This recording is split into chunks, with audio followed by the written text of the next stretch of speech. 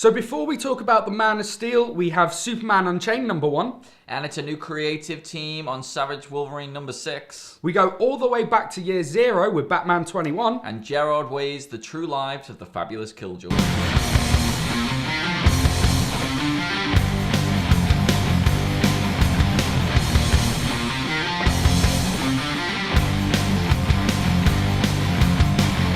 Okay, so the big book launch of this month is definitely Superman Unchained with the all-star creative team of Scott Snyder, who's been working on Batman and doing an amazing job. I think most people would say he's the best writer in DC right now.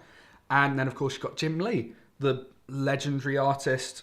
His credits go on forever. Teaming up on a Superman book of ridiculous price at $4.99. Came out the same week as Man of Steel. Indeed it did, to celebrate the 75th anniversary.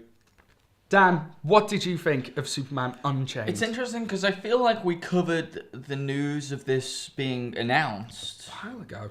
And do you know what? That news segment that we did way back when, I feel like a lot of that stuff is coming out now. 0 Year might have even been... That we talked about that not too long ago, like a couple of months ago, but this was like first couple of shows. Yeah. So so you said all there is to say. Good. Okay. And it's Superman. One of the things, if I had to pick something about Scott Snyder's Batman stuff that I didn't like, that I would change, it would be that it's very heavy on the interior monologue, and that. Oftentimes it would get to me, but there was just so much good going on elsewhere that I didn't really care. And also, you sort of expect it with a Batman book. Yeah. It's sort of a staple of that character, and he's very, what's going on in his head is very important to the story. In this, there definitely is too much I don't care what's going on in his head. I honestly just didn't care. And most of the dialogue. And it's all of it. It's internal Pretty much all of it. And it's just like... I don't know what it is, but like boots on the internals. Yeah, chilly boots on the internals. I don't know, I just saw his boots there and I was like, yeah, make a comment. But it just wasn't. And now having read it, I can't even remember what it was on about. Like I can't even remember what it was saying. What his internal monologue was about. Yeah, because it was just this dry, and I was just like, oh my god, I don't care. Get on with. Because to be fair, like most of the internal monologue takes place on this massive internal pull-out page that they've got. Oh, we're going to pull it out in a second. So, okay, let's go for it. So, no. First of all, let's just imagine the situation here. Let's imagine you're not sitting at home. No. Let's imagine you're sitting on the tube. Screwed. You're sitting there reading it, and you're like, oh, who's this little pull-out here? Hello? It's a pull. Okay. It's a four-way. Oh, okay. It's a giant page. Wow, this hasn't worked, has it? No. So then you have to read. Well, to be fair, there's only one little bit on that, but then... Sorry, but you're looking at the image and you're like, oh, that's pretty. I mean, it's beautiful. It's a fun image. And then you're like... there's loads of writing. Internal monologue. So, like, there's all this internal monologue going on, and the same piece of action, and you're just like, oh my god, I just want to... It just doesn't work. It just does not work as a comic. I'm going to leave it out like this for the rest of the review. And also, we were just saying before the camera started rolling, like, so this is supposed to be a poster, but then if you turn it out, you're just missing Jim Lee that part wants of us the book. to take it out. But then, yeah, we lose story. So, what, buy 2? Screw it, it's $4.99. Not buying 2. And is it going to be like this in the graphic novel when they bring that out? God knows. Hope not, because it's awkward. Yeah. Well, so anyway, there's that aside... There's that. In general, I didn't really like the story. It just didn't grip me. It didn't really interest me. And I also didn't really like the art. I just think You're a bit sick of Jim Lee? I'm just overloaded on Jim Lee. Do you know what else? We've read so much great Superman art in the last couple of weeks that this hit, and it was just like, no. The Twisty-Roo didn't really do it for me. What I will say about the Twisty-Roo, because do you know where he's from? No. Superman for the Quest for Peace. No. It's one of the biggest cinematic jokes, basically, and it was a straight... I mean, if you know Superman 4, you know the joke already, but like, he was created just for the film, to my knowledge, and that's him. So it looks like comic book incarnation of him. I assume there was one around the time of the film, but it looks like Snyder's having another go at that. So I give him props for that. Like, if anyone was to take a joke and make it cool, Snyder's. To be honest, I just didn't enjoy this. This is, and I'm nervous that like this is the book that people who don't read comics go into the shop and pick up. Yeah. Because I feel like they're gonna be like, okay, wow, yeah. Well, I mean, I had the same problem at the start of the New 52. What was the big book there? Jeff Johns, Jim Lee, Justice League. And I thought the art wasn't that good. It was all splash pages. And I mean, you want to talk splash page? He's got himself one here. Splash page. I mean, they're all splash pages. Just draw a fucking book. I know you haven't got a lot of time, but just draw the book. Sorry, Jim. I enjoyed it. I did enjoy this book. $4.99 enjoy? Definitely not. But will I pick up the trade? Maybe. Maybe I will. You know, the artwork. We should do all our reviews like that, just asking a question. Did I like the art? Not too much. Was there too many interior monologues? Probably. More than likely. Will I get it again? Not sure. But be vague about all of them. I mean, there's no better Superman. Oh, that's a lie. Adventure of Superman's out at the moment, so get that. That's instead. the book that people should be buying. Adventure to Superman. If you're not a Superman guy and you're going into the shop and you want a Superman book to pick up after seeing Man of Steel, Adventure to Superman. Adventures of Superman. Adventures of Superman. Adventures von Superman. Back to Germany. Callback. Yeah, so get Adventures of Superman. Not too much on the Unchained. I enjoyed it, you know. I didn't really enjoy But it. not for $4.99 and fucking stupid gimmicks. So we talked about Savage Wolverine when it first hit With Frank Cho in the what Savage Land? The Savage Land. And we did not like it. No. At all. Didn't like it. We were very harsh on that book. There is now a new creative team, and I saw the previews for this, and I thought it looked cool. Yeah. But what really got me interested was knowing that 3 issues, I think, after this, Jock comes on for a 3-issue story arc. Does. So Jock will be combined with This 3-issue into a trade. So I thought that could be nice. So we'll check this out. Also, previews look good.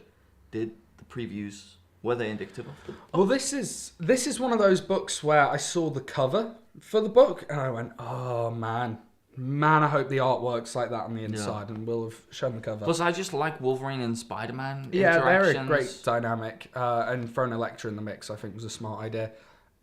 This book was great. Like, this book was so up my alley. It's put a cardboard box there, and it's moved in.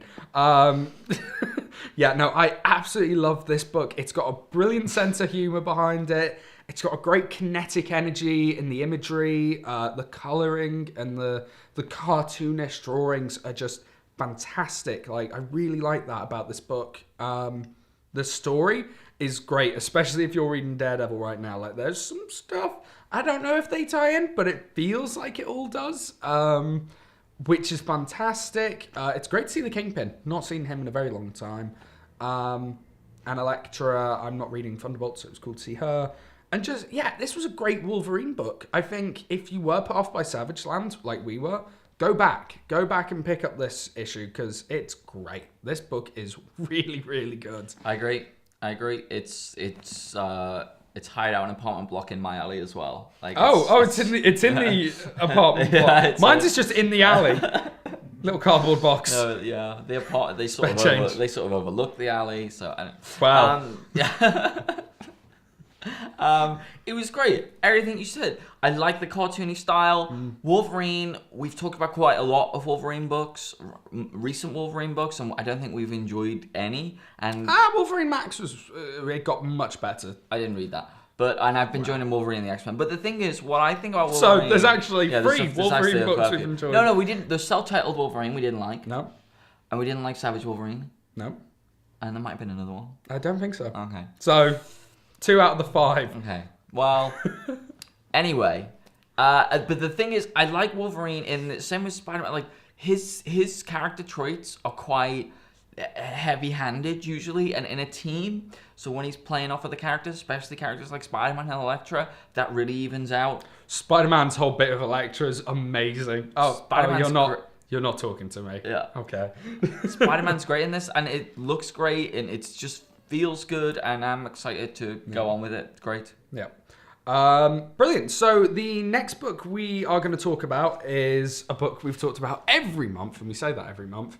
But it is Batman 21, and we are at year 0. This is taking us back 6 years before the current incarnation of Batman to a Gotham that is brand new to Bruce Wayne. Bruce Wayne's just returned, and he's trying to find his legs in the crime-fighting world. You know, he hasn't quite donned the Batman identity yet, and I feel as though that's what this book's leading up towards, is how did we get to that, as well as fighting this main villain.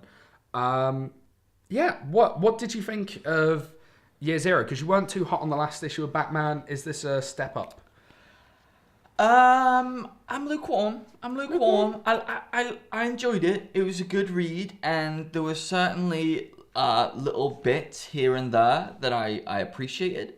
I really like the young Bruce stuff, and I like that we're going to get flashbacks. And I just think it's cool that after Snyder and Capullo have done this epic stuff and modern day Gotham and that kind of thing that everyone's been loving, that they can now go and flesh out their world. I mean, we can probably assume that Scott Snyder is going to be on Batman for a while. Yeah. So it's really nice that he gets to tell a story like this and just flesh out bits and pieces. Yeah, here gets to and really there. put his own stamp on the Batman. Really put his own mythos. stamp on the Batman mythos, and introducing and reintroducing new characters like we get at the end of this. And I think there's obviously gonna be a few Excited more of them. by that. And there's obviously the whole Red Hood thing and how that plays out. So really I felt about this that it offered a lot of promise. Like, it wasn't a hugely captivating and exciting first issue of this new arc, but it wasn't bad,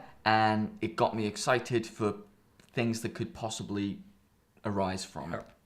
I agree for the most part. The one thing that I love about Scott Snyder and Greg Capullo is their attention to the past and just their attention to detail. I mean, you get this shot of Batman and he's wearing purple gloves like he did to start. Like, it's small details like that I just love with Greg Capullo and Scott Snyder.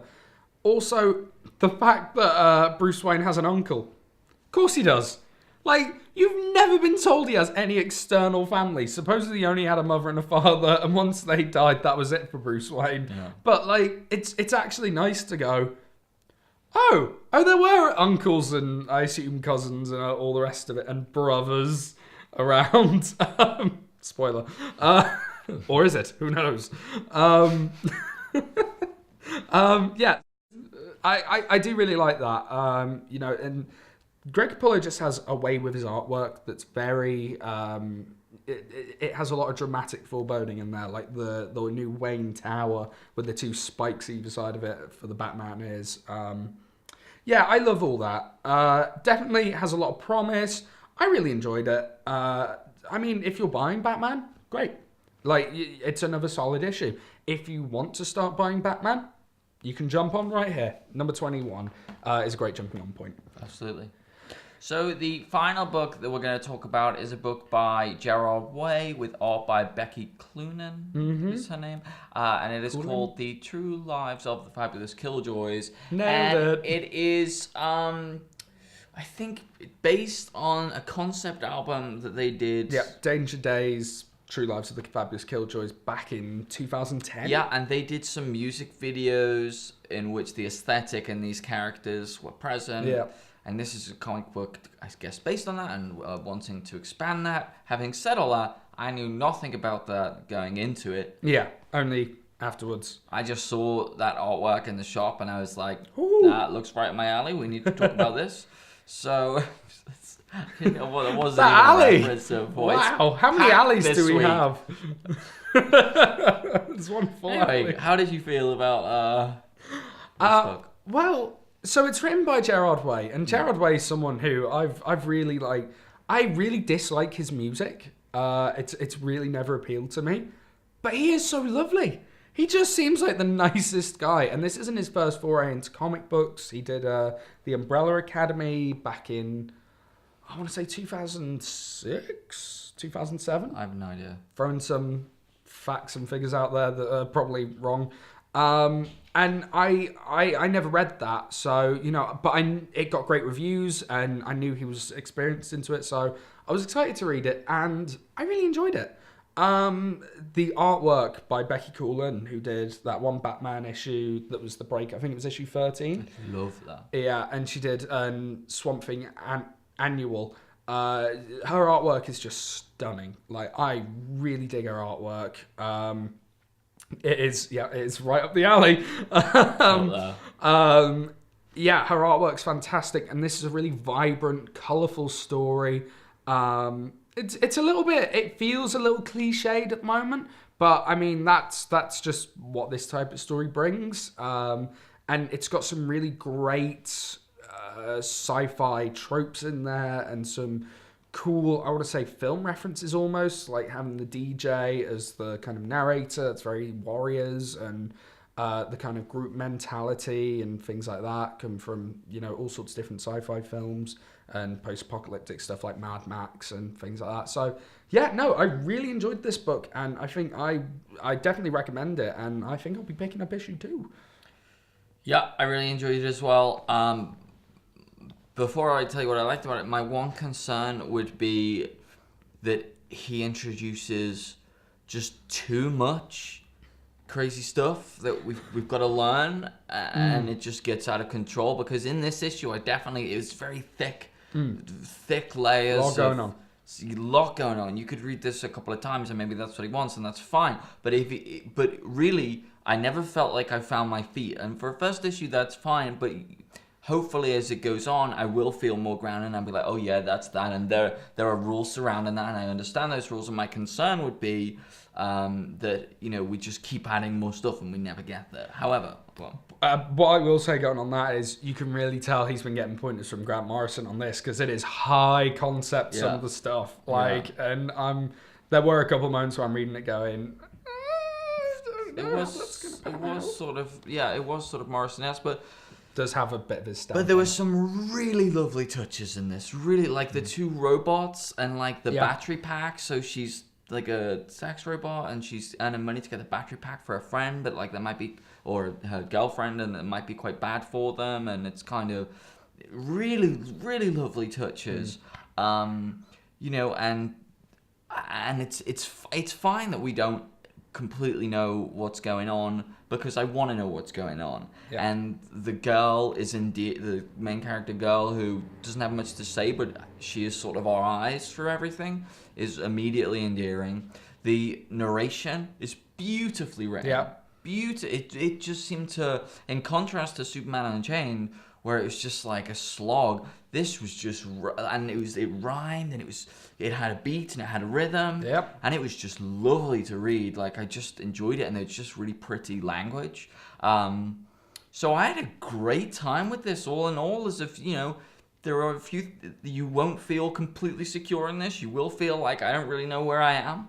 But I'm really hopeful that that's something he can introduce in later issues. Yeah, no, and you know what? I might even go and give his album a listen to, Danger Days. I think I might go and give it a listen. Cool. Try.